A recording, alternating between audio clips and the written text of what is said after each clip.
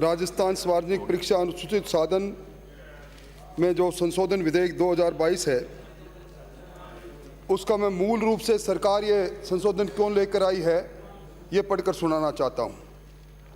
इसमें लिखा है प्रथम पृष्ठ पर, राजस्थान सार्वजनिक परीक्षा अनुचित साधनों की रोकथाम अधिनियम 1992 में सरकार को जो धारा 8 में संशोधन लेकर आई है, उसमें विद्यमान अभिव्यक्ति आवश्यक समझे और के पश्चात विद्यमान अभिव्यक्ति राजपत्र में प्रकाशित से पूर्व अभिव्यक्ति किसी भी सार्वजनिक परीक्षा को अनुसूची में अपरिचित कर सकेगी, अंतर स्थापित किया जाए। यानी मूल रूप से ये जो संशोधन सरकार लेकर आई है 1992 की धारा 8 में, उसके पीछे हेतु ये है कि जो एक शेड्यूल 2 है, इसके अंदर सेक्शन 2 के अंदर जो शेड्यूल दी गए हैं, उनमें से किसी भी परीक्षा को इसमें से एक्सक्लूड कर सकती है। मैं पढ़कर सुनाना चाहता हूँ।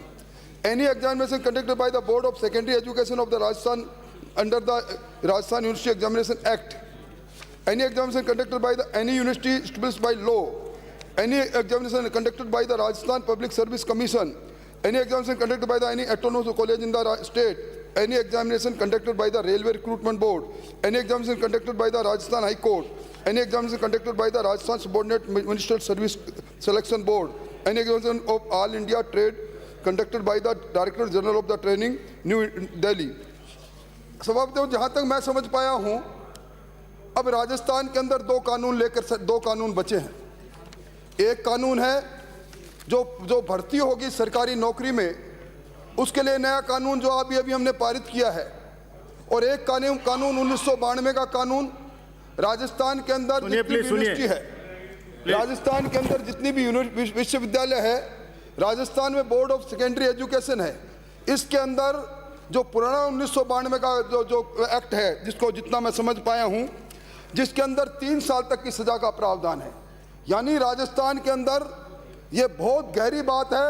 मैं चाहूँगा मंत्री जी, I may be wrong, I wanted to be wrong, आप ऑफिसर गैलरी से पता कर लें, ये सेक्शन 8 के अंदर जो आपके इस 1992 के एक्ट के अंदर जो शेड्यूल दिया गया है, जो सेक्शन 2 में शेड्यूल है, इसके पीछे इस संशोधन के बाद आप चूंकि आपने मेन एग्जामिनेशन जो है उसके अंदर बाकी सारे एग्जामिनेशन का जिक्र कर दिया, इस में देखने पर मुझे कहीं यूनिवर्सिटी का एग्जामिनेशन और बोर्ड ऑफ सेकेंडरी एजुकेशन का एग्जामिनेशन दिखे नहीं। यानी आप एक खुली छूट दे रहे हैं, विश्वविद्यालय में पेपर लीक करें, चिंता नहीं, 3 साल की सजा होगी, ट्रायल बाय मजिस्ट्रेट है, जमानत हो जाएगी, जिस तरह भी आज उन 11 आदमी को जमानत हुई है। आप विश्वविद्यालय और बोर्ड की परीक्षा के अंदर अनुचित साधन का प्रयोग करो, कोई चिंता नहीं, कोई संपत्ति जब्त नहीं होगी। मैं समझता हूं ये दोहरे मापदंड क्यों और किस लिए लेकर आ रहे हैं, ये सवाल इस बात का है, सवाल इस बात का नहीं। और अभी सभापति महोदय, मुझे बड़ा अफसोस है, आज इस सदन के अंदर जब संशोधन आ रहा था, मैंने 2 लोगों के अंदर की आत्माओं को आगे आते देखा। एक नेता प्रतिपक्ष, एक नेता के रूप में नहीं, एक अंदर के अध्यापक ने उस दर्द को प्रकट किया। ये सभापति महोदय, ये बिरला समय आता है, आदमी जब आत्मा से बोलता है, दिल से बोलता है, तो दर्द के साथ बोलते हैं। और दूसरा, ये विद्यार्थियों का नेता रहे, बैरोड से आने वाले सदस्य, मैं इनका चेहरा देख रहा था। आप अंदाजा लगाए, काला कपड़ा पहनकर कल ये नौजवान उस सेंट्रल पार्क का लगातार चक्कर लगाएगा, हम बड़े महिमा मंडन हो गए। इसलिए मेरा आपसे निवेदन है कि कम से कम ये जो आप जिसमें संशोधन लेकर आए हैं, इस संशोधन का स्पष्ट करें कि आप इस सेक्शन 8 के अंदर संशोधन के माध्यम से हेतु आपका क्या है। आपने रिपील क्यों नहीं किया, आप नया कानून ले रहे।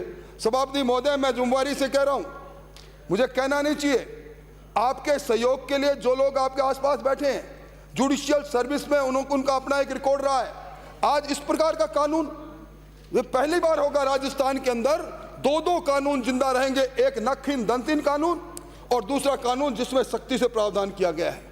ये कानून का मजाक, ये हमारे सदन का मजाक, ये उन सब लोगों का मजाक होगा जो थोड़े बहुत कानून को समझते हैं। सभापति महोदय, मुझे लंबी बात नहीं करनी, पर मैं एक बात जरूर कहूंगा जिसका मेरे को दर्द भी है। मुझे अभी प्रभारी मंत्री जी ने जवाब दिया, आपने हमारे समय के लिए कहा, आपके समय में भी 12 परीक्षाएं रद्द हुई, जिसके अंदर 3-4 परीक्षाओं के पेपर लीक हो गए। निश्चित तौर पर हुए होंगे। आपको किसने मना किया था? आप यहाँ विराजते थे, आप उठाते, हम सत्ता में थे, हमारा ध्यान आकर्षित करते, पर आप में उस समय आप में वो दम नहीं था। और हमारे समय में कोई बात गलत हुई तो आपको लाइसेंस मिल गया, ये नई पार्टी चालू कर दी अपने। हमारे समय में गलतियां हुई और गलतियां होकर किसी ने किया होगा, पर आप भी गलती करोगे, उसी रास्ते पर चलोगे। कम से कम आपको इस बात का सोचना चाहिए जवाब देने से पहले। दूसरा, मंत्री महोदय, आपने उत्तर प्रदेश की बात कही, आपने बिहार की बात कही, ये आपका कसूर नहीं। आप कह रहे थे मुख्यमंत्री जी बड़े चिंतित थे जब पता लगा कि इस रीट की में एक चीटर पकड़ा गया सवाई माधोपुर में। आप वहीं पास में खड़े थे, टीवी के अंदर मैं देख रहा था। मुख्यमंत्री जी कह रहे थे कि जो अभी रीट के अंदर मैं परीक्षा रद्द करना नहीं चाहता, पर ये प्रतिपक्ष के नालायक लोग, नालायक शब्द इस्तेमाल किया, इन्होंने जिस तरह का वातावरण पैदा किया है, ये परीक्षा रद्द करना मुझे पड़ रहा है। और उन्होंने क्या कहा? मुख्यमंत्री जी ने कहा कि हर राज्य में नकल के गैंग है, यूपी में है, बिहार में है, मध्य प्रदेश में है। ये गैंग और कारण से नहीं है, मेरे शब्द नहीं, मुख्यमंत्री जी के कहा है। ये गैंग बेरोजगारी के कारण है, नौकरियों का अभाव है, नकल माफियों के हौसले बुलंद है, नकल को रोका नहीं जा सकता। मतलब राज्य का मुखिया अगर ये कहे, इससे बड़ा दुर्भाग्य नहीं। किसके हौसले बढ़ा रहे हो?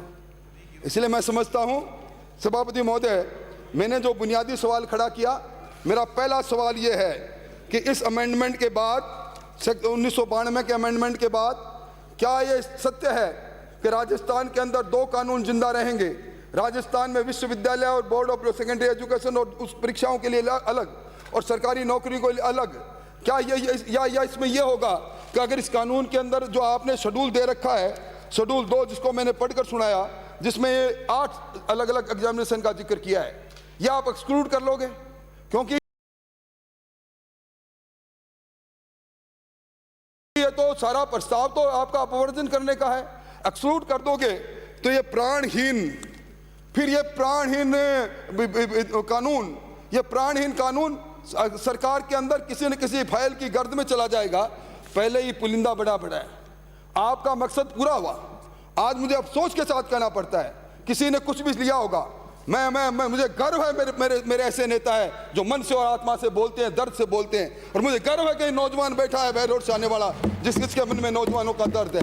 इस दर्द को आप भी अपना दर्द समझें और इस कानून को नक्किन दंती नहीं बढ़ाएं। और इसलिए मैं चाहूंगा कि इसके एक सर्वदलीय एक मीटिंग बुलाओ, आप हमें बुलाओ, हम भी सहयोगी हैं आपके। हम भी चाहते हैं राजस्थान के अंदर जो एक गैंग बनी है, सही कहा है नेता प्रतिपक्ष ने, मैं रोज निकलता हूं उस सीकर की उस रोड से, जहां ऊपर करके देखो तो वो बड़े बड़े लोग खड़े हैं। मेरी मांग है ये कोचिंग सेंटर, इन कोचिंग सेंटरों के 10 साल के अगर आप अकाउंट्स की ऑडिट कराएं, इनकी जांच कराएं, ईडी से जांच कराएं, तो पता लग जाएगा धन कहां से आया है। ये गारंटी के साथ अपना बैच प्रारंभ करते हैं, गारंटेड बैच का नाम दे रखा है। मैं मन से कह रहा हूं सभापति महोदय, बड़ा बड़े अक्षरों में लिखते हैं ग्रांटेड बैच, और उसके बाद उस भर्ती करते हैं 2 लाख 4 लाख 5 लाख की फीस पर, पटवारी की परीक्षा में, एसआई की परीक्षा में और कृषि पर्यवेक्षक की परीक्षा में, और इस तरह का धंधा गोरख धंधा चला है। इसलिए आप इसको जनमत जानने से पहले हमसे विचार विमर्श कर लो। मंत्री जी, आत्मा से कह रहा हूं, आप बड़े अच्छे आदमी हो, हम आपको अच्छी राय देंगे। सब जने मिलकर, ये आरोप प्रत्यारोप नहीं, ये नौजवानों की जिंदगी के साथ हमारे समय में हुआ है, तो निश्चित तौर पर हम उस पर गर्वान्वित तो नहीं है। मैं उसको, आपकी बात को काटना भी नहीं चाहता। कुछ समय नहीं हुआ था, उस समय ये बात हुई थी, उस समय हमने पुलिस से ही जांच कराई थी। पर आप क्या कर रहे हो? हिंदुस्तान में रीटो उत्सव, क्या बात नहीं की, और किस प्रकार का उत्सव हुआ, ये सरकार के लिए शर्मनाक धब्बा है। सभापति महोदय, सरकार को समय पर चेत जाना चाहिए।